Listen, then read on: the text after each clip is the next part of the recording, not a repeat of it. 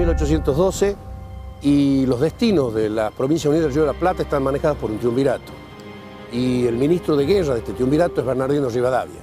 Un hombre que tiene un concepto geopolítico muy reducido, limitado al resultado de la independencia que obtenga Buenos Aires, y esto vinculado a el libre cambio comercial. Frente a eso y ante la crisis del Ejército del Norte, que había sido derrotado en 1811 en la batalla de Huaqui, estaba totalmente desmantelado, le ordena a Belgrano, que se acaba de hacer cargo de ese ejército, que se retire y que su marcha de retiro sea hasta Córdoba. Las órdenes son puntuales. Córdoba, el destino de ese ejército es Córdoba.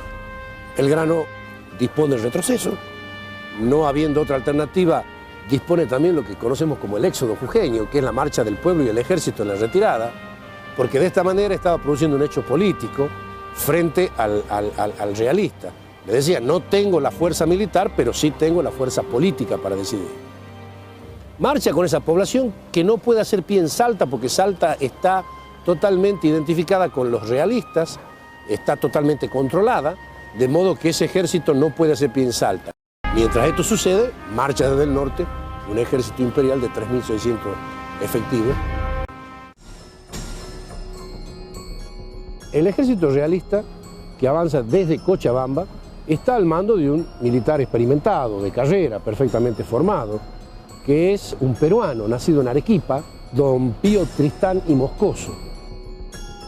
La mayor parte de su estado, de su oficialidad y de su ejército, la totalidad de las tropas, son americanos del Alto Perú, pero tropa de élite. Los objetivos de Tristán son tomar lo que es el actual norte argentino, Salta, Jujuy y Tucumán, quitándole de esa manera la posibilidad de manejo de recursos que desde la revolución se puedan emplear para enviar ejércitos hacia el Alto Perú con destino a Lima. Él está cumpliendo un plan, que es el plan de desarmar totalmente esta fuerza revolucionaria. Cuando llega a Jujuy y se encuentra con el campo arrasado, queda impresionado, porque el mensaje político de que gobernaba y tenía decisión política el ejército patriota le llega. Y pone el avance sobre el ejército que se está retirando, y la idea es diezmarlo, es aniquilarlo totalmente. En la frontera con Tucumán prácticamente hay un río que se denomina el río Las Piedras. En el río de Las Piedras estaba acantonado el grueso del ejército junto con el pueblo jujeño que lo venía acompañando. Aproximadamente 10 kilómetros al norte estaba la retaguardia del ejército patriota, que estaba formada por caballería, soldados de caballería, que se dedicaban a vigilar de que no recibieran ataques por sorpresa de los realistas. Y aquí que el ejército realista, la vanguardia de ellos, formada por 600 hombres, al mando de un coronel muy impetuoso, el coronel Huisi, vio a la vanguardia nuestra acampada, distraída prácticamente, y con 600 hombres de su ejército, pronto que se la llevó puesta, digamos, la atacó con tanto ímpetu y tanta fuerza que nuestra retaguardia, entreverada junto con los atacantes, terminó recorriendo los 10 kilómetros que la separaba del resto del ejército donde estaba Belgrano, y se medio que lo atropellaron también al propio ejército de Belgrano. Así que gracias a Dios, el general Belgrano tenía muy buenos reflejos en esa oportunidad y logró despegar tanto la artillería como la caballería del ejército y a los pardos y morenos, y con ellos, maniobrándolos, pudo conseguir ponerlo en fuga al propio Huisi con sus 600 soldados que tuvieron que retroceder.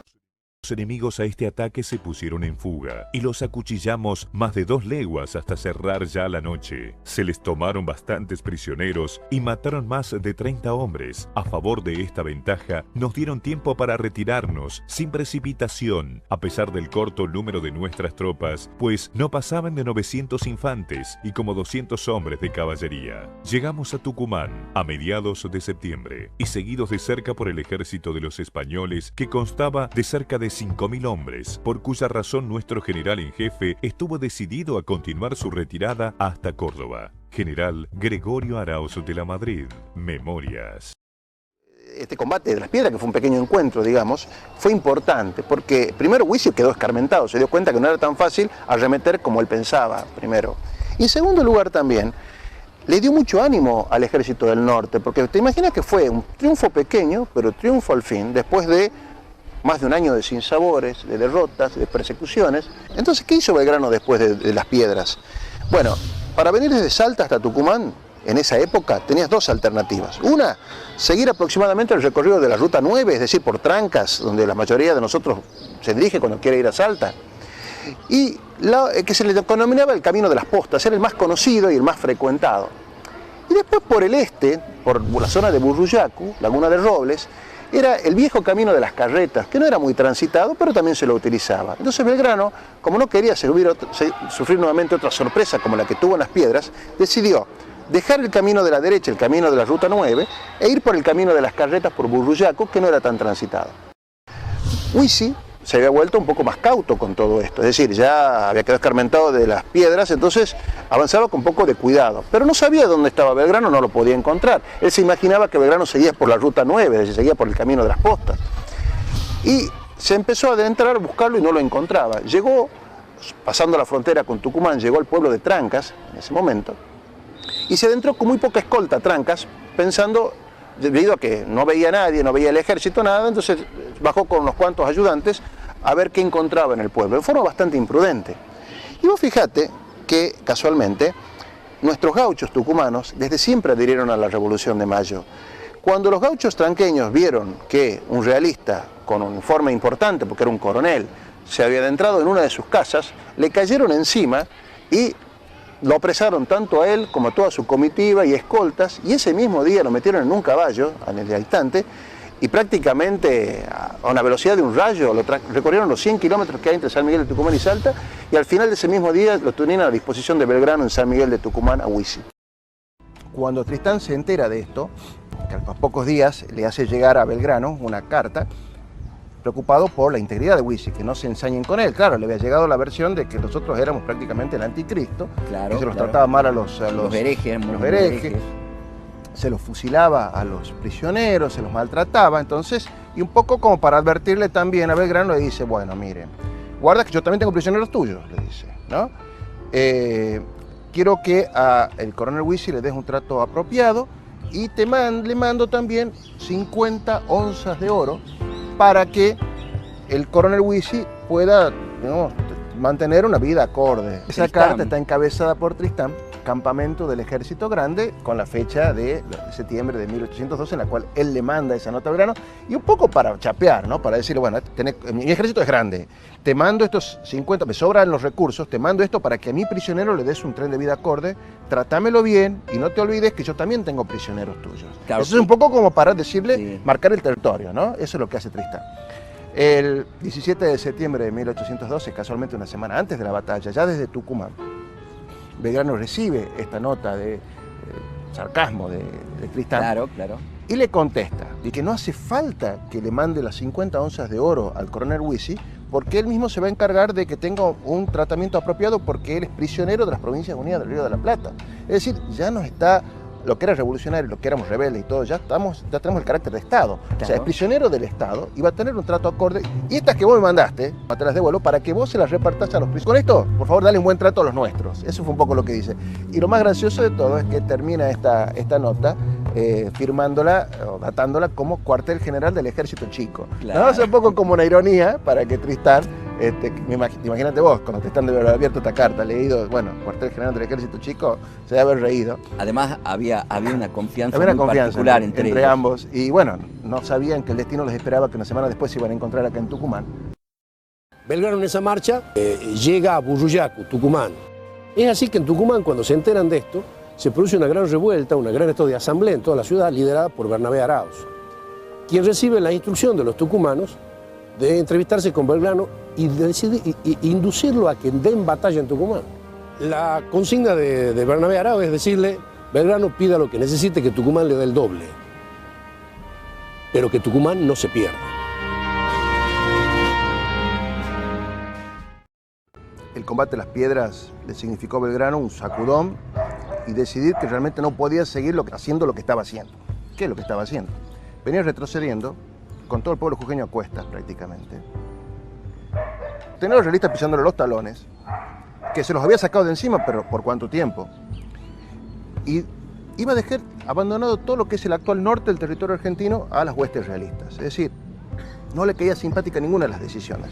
De tener que desmantelar todo y llevarse consigo todos los pueblos que en el camino. Hasta Córdoba. Hasta Córdoba. o tener que retirar y dejarle también eso a los realistas. Entonces, la batalla de las piedras, el combate de las piedras, le dio a él la pauta de que algo se podía hacer si se lo hacía bien, ¿no?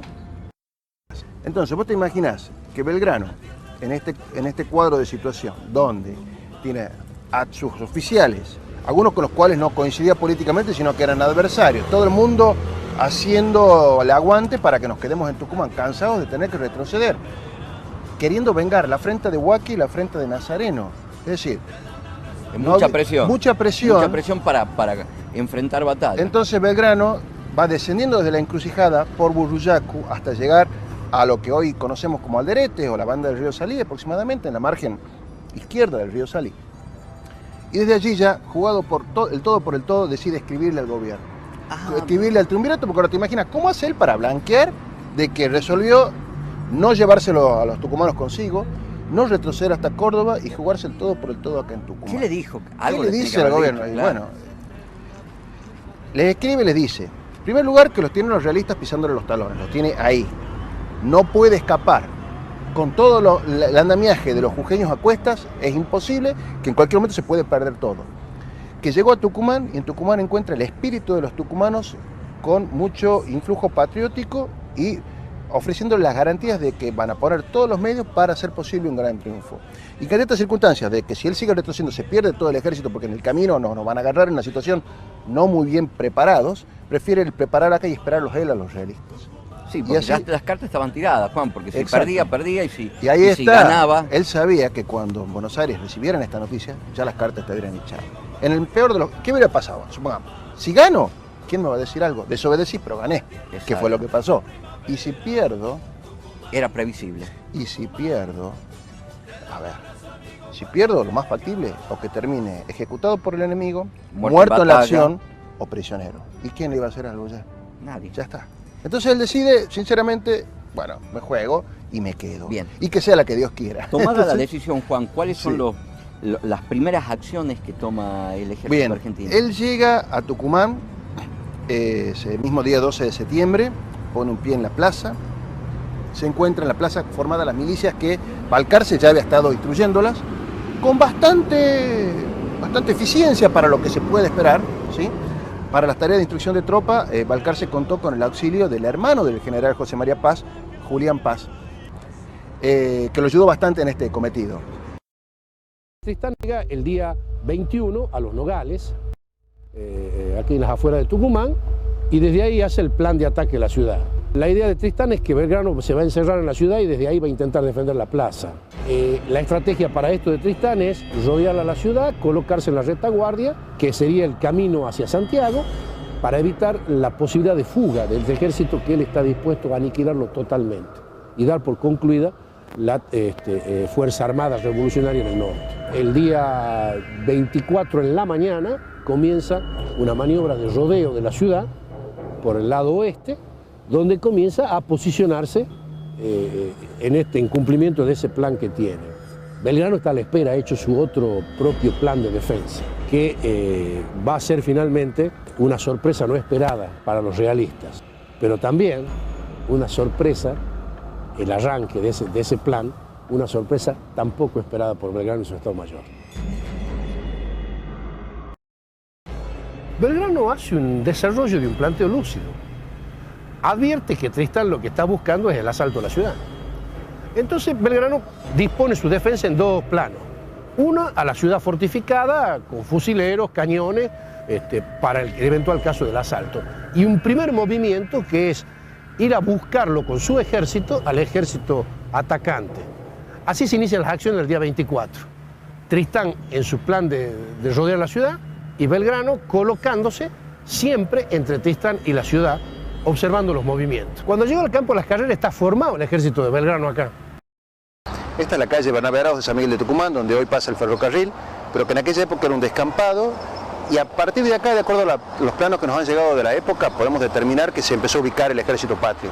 Sería bueno saber primero qué era la ciudad de San Miguel de Tucumán en aquella época, en 1812, porque bueno, no es la ciudad actual, y podemos decir que estaba circunscripta a lo que es el microcentro actual de San Miguel de Tucumán. Aproximadamente, de acuerdo a la planimetría de la época que tenemos, podemos decir que la ciudad de San Miguel de Tucumán llegaba a las siguientes dimensiones aproximadamente. hacia el norte teníamos la calle Santiago del Estero, hacia el este tenía el eje de las avenidas Avellaneda Sáenz Peña, ¿sí? Hacia el sur la calle General Paz y hacia el oeste la calle Salta Jujuy, el eje de las calles Salta y Jujuy. Todo lo que está dentro de este cuadrante, por llamarle de alguna manera, era la ciudad de San Miguel de Tucumán. Y lo que había afuera era campo, era descampado, no había nada. Para decir que hoy estamos en lo que hubiera sido campo en aquel momento. Ahora vos me preguntarás, bueno, ¿y cuál era el campo de las carreras? El campo de las carreras era un extensísimo potrero ubicado en las afueras de la ciudad. Entonces, dentro de todo ese extenso potrero es que se pudo haber luchado y nosotros estábamos casualmente dentro de lo que en ese entonces era el campo de las carreras. Estaríamos en una de las esquinas del campo de las carreras. Sí, un poco en el borde, prácticamente, pero estamos dentro del campo de las carreras propiamente dicho. Básicamente todas las batallas importantes de aquella época, los generales, ¿cómo dividían a sus fuerzas? Ellos ubicaban por lo general la infantería en el medio y en ambos extremos ubicaban la caballería. ¿Para qué?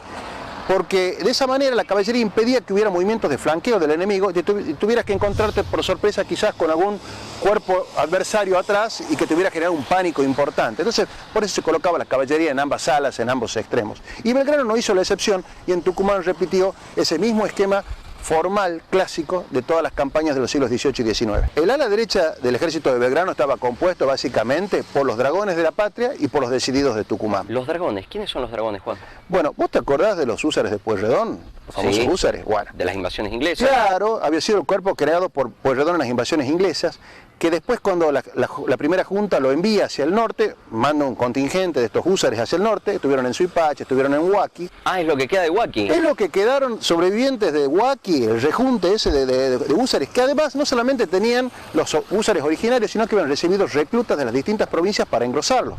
Por ejemplo, el Gobernador de la Madrid se había incorporado los húsares, el general Paz, que era teniente en aquel momento, también había sido húsar, y cuando llega Belgrano al ejército del norte les cambia el nombre. Pasan de ser húsares a ser dragones de la patria. Y vos me dirás, ¿por qué dragones? Bueno, en el siglo XIX y en la época de las campañas napoleónicas, los dragones eran soldados todoterreno prácticamente. Podían combatir tanto a caballo como a pie. Podían trabajar en tareas de reconocimiento, podían desmontar y montar rápidamente, disparar, agarrar la espada, es decir, eran muy versátiles. Y Belgrano le quiso dar esa calidad a nuestra caballería. Básicamente los dragones de la patria conformaban nuestra retaguardia y servían para misiones de reconocimiento, misiones comando, y por eso eran que se les había denominado de esa manera. ¿Y los decididos, Juan? Los decididos de Tucumán, nos cuenta el general Paz, que eran 2 compañías de jóvenes decentes de la ciudad de San Miguel de Tucumán. Las principales familias, las más pudientes, tenían a sus hijos que los ofrecieron como voluntarios en estas compañías de los decididos. Básicamente ellos tenían la capacidad adquisitiva de tener su propio caballo, cosa que no cualquiera lo podía tener en esa época, se podían dotar de su propio uniforme y solventar sus armas. Entonces estos decididos de Tucumán integraron el ala derecha junto con los dragones y fue el arma más poderosa que tuvo Belgrano en la batalla de Tucumán. Sí, y Belgrano puso el ala derecha bajo el mando de Juan Ramón Balcarce. Bueno, podemos decir que si Belgrano ubicó toda su línea a lo largo de la calle Bernabé Araoz, por ejemplo, o entre la Bernabé Araoz y la avenida Alem, que es lo más probable que pudo haber hecho, el ala derecha patria pudo haber estado ocupando las manzanas determinadas por la calle Las Piedras hasta la calle La Madrid, sobre Bernabé Araoz o sobre la avenida Alem. Vale decir que ahí es donde estaba ubicada nuestra ala derecha, nuestra parte más poderosa. Y eran aproximadamente 250 hombres de caballería. El ala izquierda estaba en el otro extremo del dispositivo de Belgrano. Estaba conformada básicamente por la caballería gaucha de Tucumán y también por los gauchos de Jujuy que habían venido con él en el éxodo jujeño. No se encontraba muy bien armada, estaba compuesta básicamente por la peonada de las principales familias de Tucumán que habían puesto a su disposición a sus criados, a sus peones, a los gauchos que trabajaban en sus haciendas, y tenía mucho entusiasmo, pero evidentemente el mejor armamento se lo había llevado el ala derecha al mando de Balcarce. Era un ala bastante débil. Sí, era bastante débil y estaba al mando de José Bernal de Espalledo. Bernal de Espalledo es un patriota muy olvidado por nuestra historia, había nacido en Galicia, en España, joven se había incorporado a las milicias coloniales, había sido un húsar de Pueyrredón, había luchado contra los ingleses y hasta 1820 permaneció fiel a la causa de la independencia en que falleció. Él comandó el ala izquierda donde estaban los gauchos y él casualmente nos cuenta de que, bueno, Balcarce se llevó casi todas las mejores armas y le dejó muy pocas cosas y tuvieron que atar muchas veces cañas de tacuara con cuchillos para improvisar armamentos para los gauchos. El ala izquierda, básicamente, si seguimos por la calle Bernabé Araoz, esta que está aquí, podríamos decir que está prácticamente entre la calle Rondó y la Alsina. Entonces, en ese extremo, para ese lado, se ubicó el ala izquierda de la caballería patria, que eran los gauchos. Y por lo que como comentaste también, Belgrano estaba acompañando el ala izquierda. Porque, ¿qué hizo Belgrano acá? Belgrano, al ver que esa era el ala más débil de su ejército, imaginamos que se puso allí a los fines de alentarla mejor y por darle mejores instrucciones. Lo cual era raro, porque por lo general los comandantes de los ejércitos se ubicaban en el medio, una zona que pudieran dominar prácticamente todo el dispositivo. Belgrano, en ese sentido, no, se ubicó en el ala izquierda. La infantería patria se dividió en 4 cuerpos principales. 3 de ellos en la línea y 1 de ellos en la reserva. En cuanto a la línea, el primer cuerpo importante que teníamos era el batallón de cazadores. Los cazadores eran una unidad de élite que había creado el mismo Belgrano. Su uniforme era verde, con alamares sobre el pecho, y eran muy orgullosos, eran los primeros en entrar en acción, eran muy versátiles, un poco hacían operaciones de comando, ¿sí? Y estaban bajo el mando del mayor Carlos Forrest. Estaban justo al lado del ala derecha de caballería, al lado de Balcarce, de sus decididos y dragones, con lo cual podríamos decir que a lo largo de la calle Bernabé Araoz, aproximadamente, podrían haberse encontrado entre las calles las calles La Madrid y La Valle. Cada uno de los cuerpos de infantería de la línea contaban con 250 soldados aproximadamente. Aproximadamente lo mismo que contaba Lo mismo ala. que contaba cada ala de caballería. Exactamente. Bueno, el segundo cuerpo, que viene después inmediatamente del de los cazadores, es el regimiento número 6 de infantería. El regimiento 6 tenía el uniforme muy parecido al de los patricios, azul y blanco. Eran los que se habían escapado, que habían podido escapar del desastre de Huaki, ¿sí? Y estaban muy reducidos, 250 hombres, al mando del teniente coronel Ignacio Warnes. Estaban en el centro del dispositivo patrio. ¿Dónde se ubicaron? Dicho. Bueno, podríamos decir que estaba entre las calles Lavalle y Bolívar, aproximadamente. O sea, frente a plaza. Exactamente, frente a la plaza. ¿El tercer batallón? Y el tercer batallón era el batallón de Castas, el famoso batallón de pardos y morenos, ¿te acordás de las invasiones inglesas? Donde estaban ubicados los negros. Exactamente, estaban los negros y 250 efectivos aproximadamente. El uniforme preponderante de este batallón era rojo, ¿sí? Y estaban bajo el mando del teniente coronel José de Superí. Estaban justo al lado de Belgrano, prácticamente, entre Bolívar y Rondó, sobre la calle Bernabé Araoz. O sea, al lado del ala izquierda. Al lado del ala izquierda. El cuarto era precisamente la reserva, estaba integrada por 200 soldados aproximadamente, que habían sido extraídos un poco un rejunte de piquetes de los distintos otros cuerpos y habían sido puestos bajo el mando de Manuel Dorrego, del teniente coronel Manuel Dorrego. Estaban justo al centro, atrás, en la plaza Belgrano prácticamente, podríamos decir. Ahí está casualmente el pasaje de Dorrego en homenaje a este prócer. Y la misión de Dorrego era asistir a cualquiera de las columnas de infantería que tuviera algún retroceso o inconveniente para reforzarla en el caso. Cuando cruza la tropa de Tristán por el fondo del campo de las Carreras, el artillero de Belgrano, que es el barón de von Holmberg, advierte que estos se han puesto a distancia de sus cañones. Von Holmberg dispara todo lo que tiene en la artillería y a partir de ahí la batalla, con el choque primero de las unidades, se convierte en un gran campo de confusión.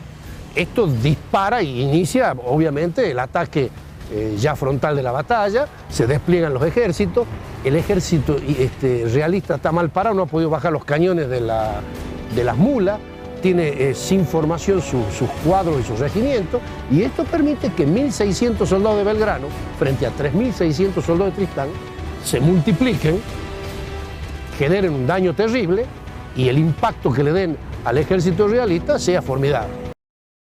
Pío Tristán, de acuerdo a todas las constancias que ha llegado hasta nosotros, no sabía que Belgrano lo estaba esperando y estaba preparado para recibirlo en batalla fuera de la ciudad. Él contaba con que Belgrano estuviera refugiado dentro de la ciudad, parapetado allí, y que allí iba a esperar su destino final.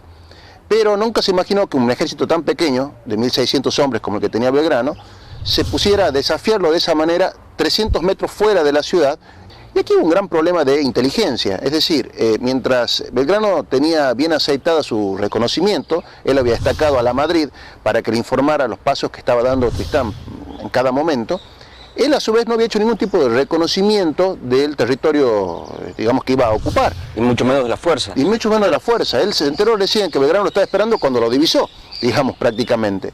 Y eso fue un efecto sorpresa muy importante que tuvieron los patriotas, porque no le dio tiempo a Tristán a que inspeccionara el terreno, a que eligiera bien sus armas, a que desmontara sus cañones, a que desplegara bien su caballería. Entonces fue una maniobra bastante, digamos, bastante desacertada por parte de Pío Tristán. Muy soberbio. Vos acordate que él venía desde los Nogales, había pasado por Tafí Viejo, de allí al manantial, y desde el manantial del sur, de la sudoeste de la ciudad, había un puente por el cual había atravesado y muy probablemente viniera en columna para dirigirse hacia el río Salí. La idea de Tristán originariamente era ocupar, cortarle a Belgrano las comunicaciones con Buenos Aires y sitiar a la ciudad. Uno de sus oficiales, Andrés García Camba, escribió después que le recriminaba mucho a Tristán esa excesiva confianza que tenía, esa subestimación del enemigo, no haber reconocido el territorio, el haber ido con todas las armas descargadas, porque no las habían cargado, las bayonetas no estaban caladas, los cañones estaban todos en lomos de mula, y esa improvisación fue, casualmente, esa confianza fue fatal para Pío Tristán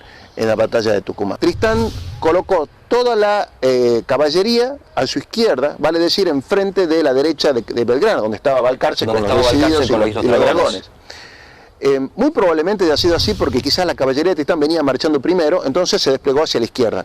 Cuando Tristán lo divisa a Belgrano, se ubica en la posición paralela de Belgrano a fines de hacerle frente, con toda su caballería a la izquierda y en el resto de la línea una extensa línea de infantería.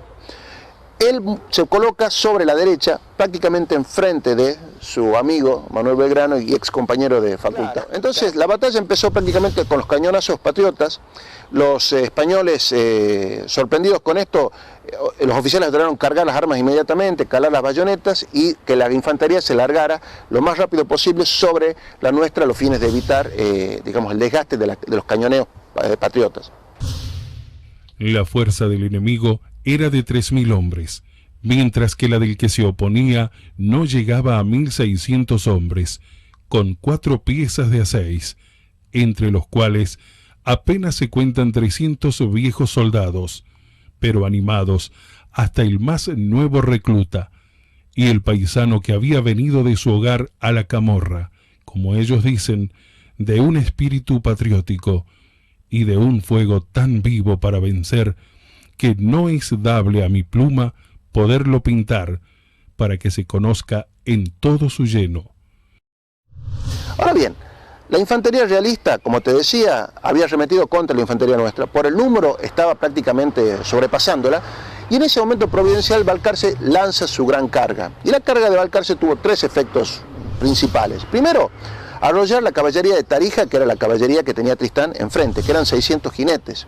Era muy numerosa. Sin embargo, la caballería de los realistas era muy deficiente, porque la mayoría eran todos mulas, y quienes montaban, los soldados, eran todos o altoperuanos o peruanos, que no eran muy diestros montando como si eran los gauchos nuestros o los jinetes nuestros de las pampas, que eran bastante hábiles en montar caballos, en manejar y en pelear también montados en caballos. Entonces había una diferencia muy grande de formación. Exacto, la caballería nuestra era superior a la de los realistas y por eso se debió a que la carga de Balcarce fue tan importante que terminó desbandando a la caballería de Tarija, que se dispersó en el campo.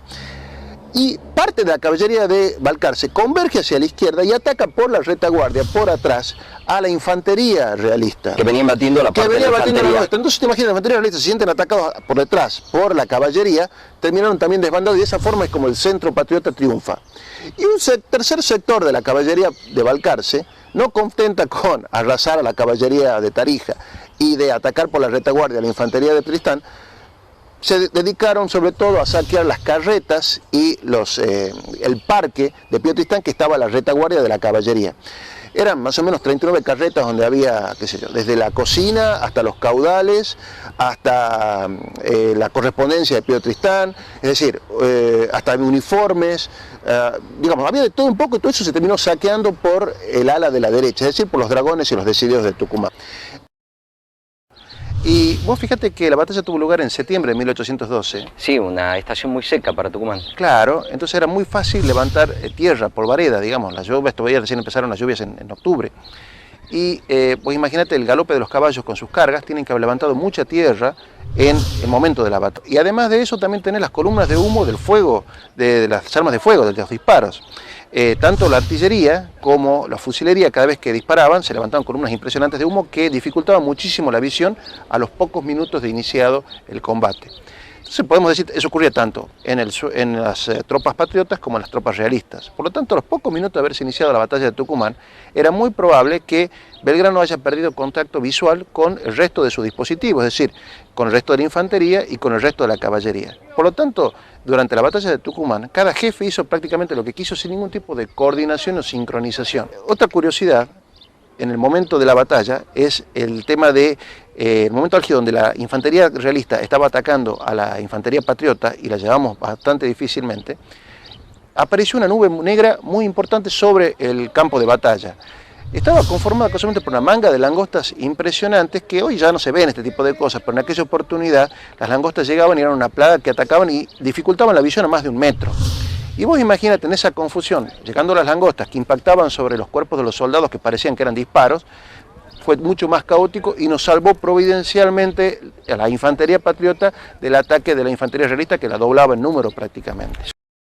El batallón de castas o de pardos y morenos tuvo una pelea muy importante, estaban mayormente armados con lanzas y con alabardas sus suboficiales, sus sargentos.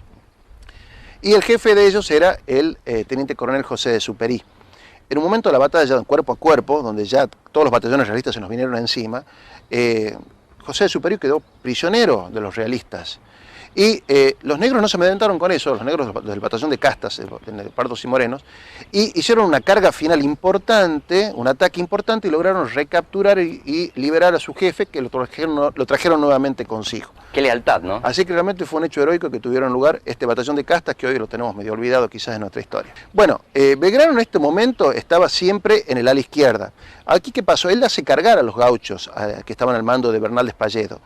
Los gauchos, que también en cuenta que estaban armados con lanzas, avanzan un poco sobre la línea realista, son recibidos con descargas de fusilería por parte de los realistas, se detienen y ahí se atemorizan y retroceden en forma completamente desorganizada y llevándoselo prácticamente puesto también al pobre Belgrano en su retirada, en esa confusión que había, ten en cuenta, tierra, humo, langostas, y Belgrano termina en el Rincón, que es aproximadamente donde hoy queda San Felipe, o más allá de la avenida de la calle Jujuy al 3000. Por esa zona aproximadamente queda Belgrano, arrojado por esta carga de los gauchos que venía. La infantería patriota queda milagrosa y prodigiosamente dueña del campo de batalla. Entonces, viendo que no sabía dónde estaba el resto de la caballería, resuelven, por su propia decisión, los jefes de infantería, retirarse hacia el centro de la ciudad, hacia la Plaza Independencia, que era Díaz Vélez. Donde estaba Díaz Vélez, que había dejado una pequeña guarnición para defenderse en el caso de que hubiera que replegarse. Entonces la infantería se repliega con los prisioneros realistas que había capturado, más de 300, con los oficiales realistas, más de 30, con las banderas que habían capturado, con las carretas que se habían salvado del saqueo, que se fueron capturadas por la infantería y ingresaron a la plaza, y con la artillería nuestra que volvía de regreso a la ciudad. Vale decir que la ciudad se fortificó con estos refuerzos que llegaron y con algo de caballería que se pudo salvar también de esta dispersión que hubo después de la batalla de Tucumán. Belgrano estaba muy deprimido. Dice el general Paz que después de que lo enviara por segunda vez el barón de Holmberg a pedirle que cargaran los gauchos, no lo encontró en todo este caos y lo terminó encontrando recién en San Felipe cuando ya era demasiado tarde. Y lo encontró muy apesadumbrado, muy triste, pensando que la batalla se había perdido, no sabía cómo se había desenvuelto todo. El primero que se encontró con él fue el coronel José de Moldes. José de Moldes era un salteño, muy aguerrido, muy arrogante, una persona que tenía un carácter muy complicado, digamos. En Francia había dado muerte en un duelo a un general francés, por lo cual las tropas napoleónicas lo andaban buscando. O sea, era un personaje realmente el coronel Moldes. El coronel había estado con Belgrano, había sido un poco su confidente, su ayudante, pero no tenía mando efectivo de tropa porque casi nadie lo quería tener como jefe por su carácter, evidentemente. Al poco tiempo también cayó, porque se fue corriendo la voz por toda la zona, de que Belgrano estaba casualmente en el sur y los dispersos se iban reagrupando en torno a Belgrano. El mismo Balcarce llega justo donde estaba Belgrano y es el primero que le transmite a Belgrano de que había tenido gran victoria en Tucumán. Y Belgrano no le cree, le dice, bueno, ¿y usted dónde se basa para obtener esta información?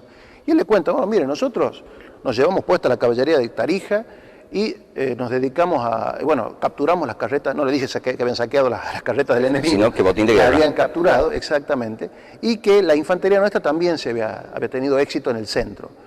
Y Belgrano le pregunta, ¿y qué pasa en la ciudad? Claro, nadie sabía qué había pasado en San Miguel de Tucumán.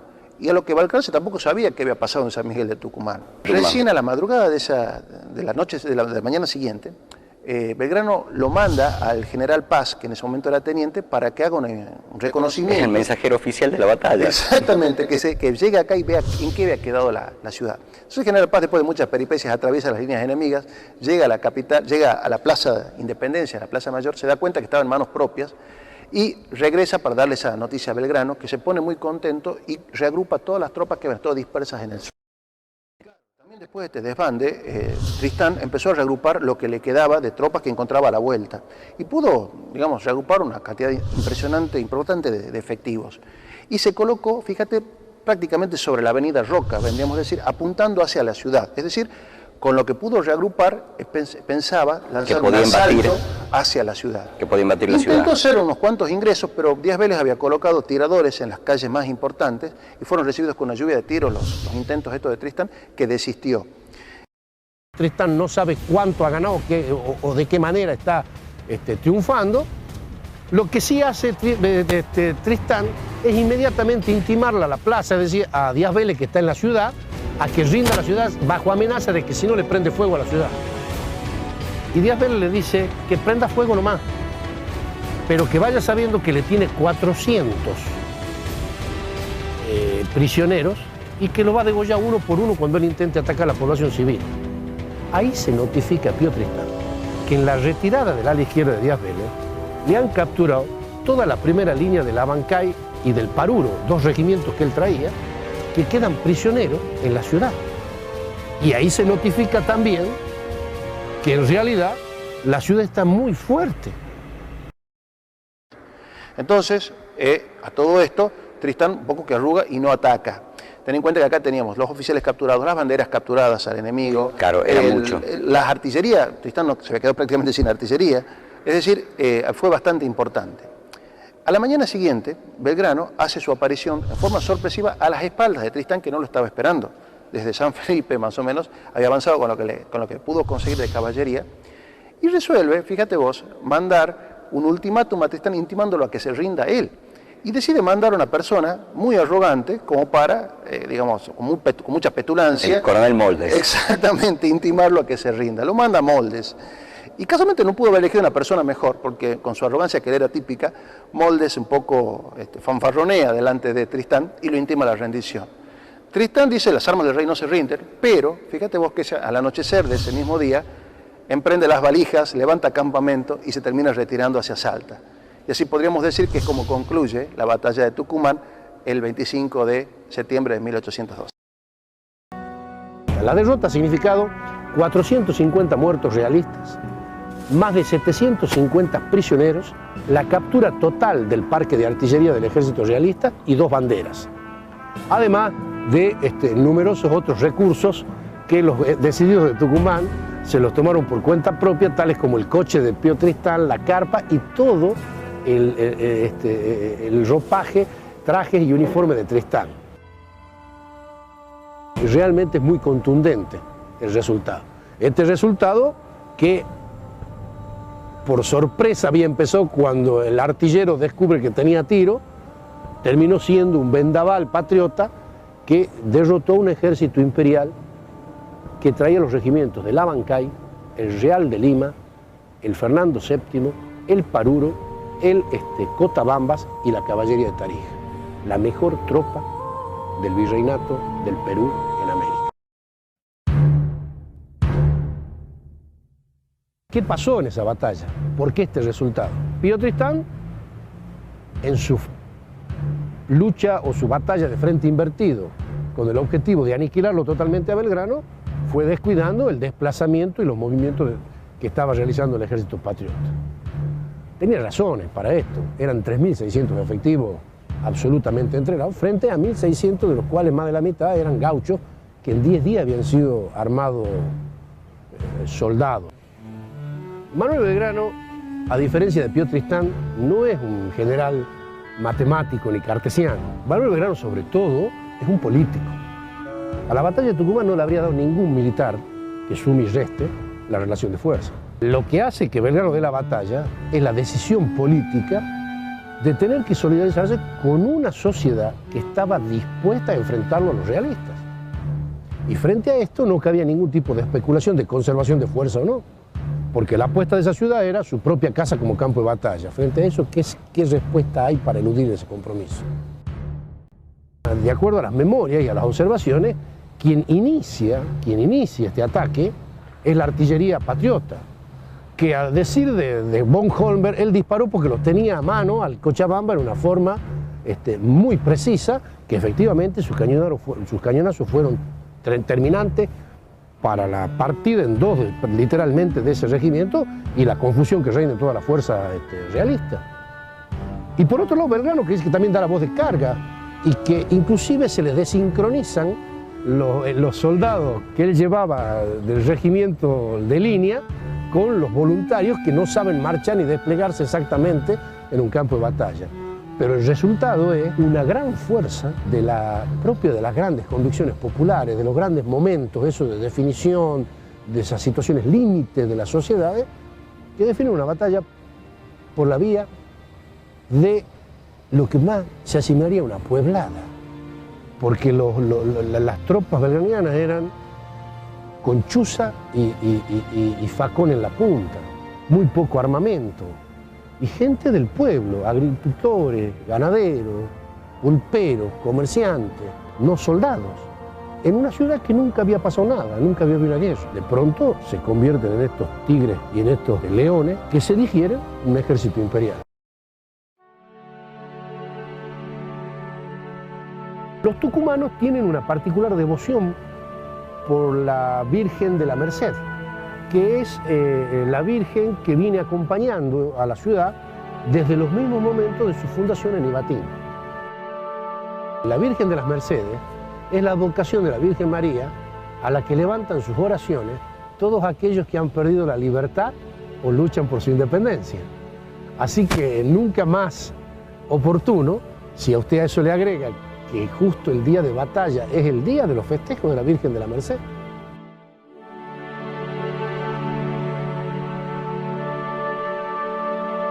Belgrano, en esta situación y advertencia de esta particular devoción de los tucumanos, invoca la protección de la Virgen de la Merced a esta experiencia bélica que iba a tener la ciudad con semejante desafío. Eso seguramente galvanizó los espíritus, generó la mística, generó la confianza.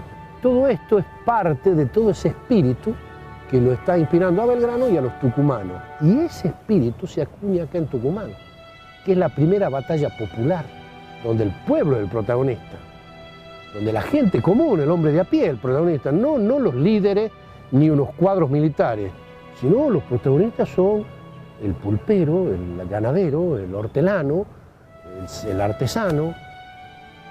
Se levantan y dan este triunfo glorioso a Tucumán. Tan es así que en el parte de guerra, cuando concluye la batalla, Belgrano dice: hoy pueden gloriarse la patria, hemos tenido victoria completa, asistidos por Nuestra Señora de las Mercedes, bajo cuya protección nos pusimos.